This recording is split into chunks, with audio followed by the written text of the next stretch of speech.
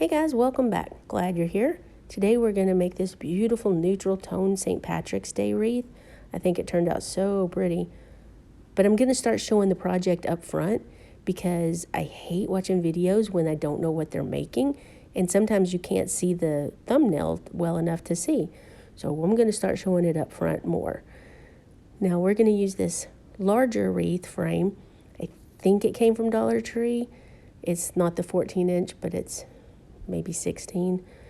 The wreath ended up being 28 inches across. We're going to use the Cruffle or the woodland ruffle method, and it turns out so full and pretty. And because I'm a cheap crafter, I wanted to use the mesh sparingly. So the first thing I did is made an 18-inch Cruffle and then a 24-inch Cruffle, and the 24-inch was way better. So yeah, I ended up doing 24-inch length, and I cut them 2 at a time. And I found it was easier if I just rolled it out as far as my arm would reach and then pushed the mesh back. I used pipe cleaners cut into thirds to make my little Cruffle. I always like to cut them ahead of time and then also bend them ahead of time. That way you don't have to stop and do that every single time. And I know I needed 24 Cruffles for this, so I just cut all my pipe cleaners.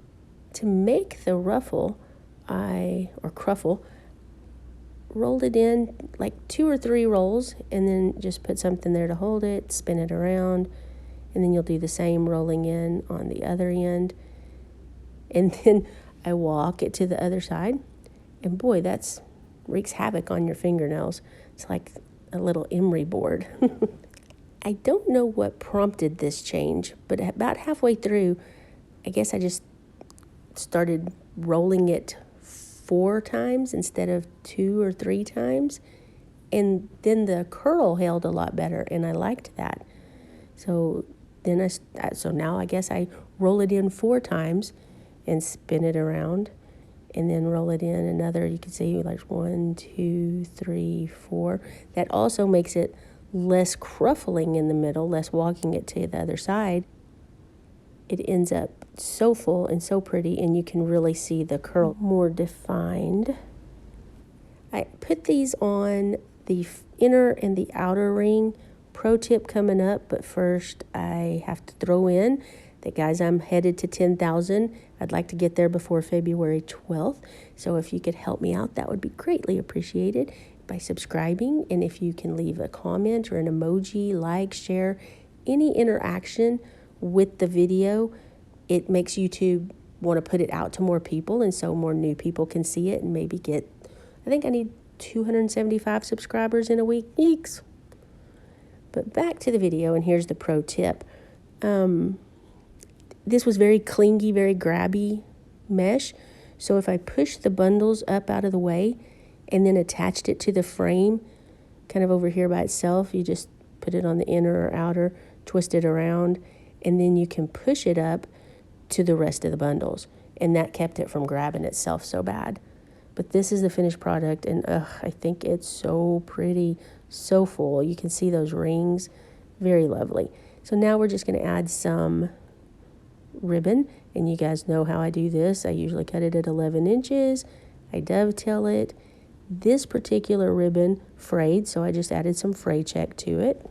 The next ribbon came from Joann's. A few years ago, I got it after Christmas, and it is so pretty. It's like a dark green, and then it's got gold threads going through it. I love it. It's not wired edged, but the threads are pretty metallic, so it holds its shape pretty good. It was a little floppy. And on this, I just did an angle cut. I always have to check to make sure I'm cutting at the right angle to keep them the same. I always do my signs with a pipe cleaner, hot glue, and duct tape. That way if the hot glue's out in the heat and it gets soft, the duct tape will hold it on until it solidifies again. I did what I call elevating this Dollar Tree sign, and you can tell it just makes it pop a little. My next video is on 3 or 4 signs that I do that too. Now I use these bundles from Dollar Tree to get those carnations, added them to it. So after adding everything, we're done. If you stuck around, I will ask one more time. If you subscribe or leave a comment, that would be amazing. But I do hope you like this. Let me know. And guys, that's it for today. We will catch you on the next one.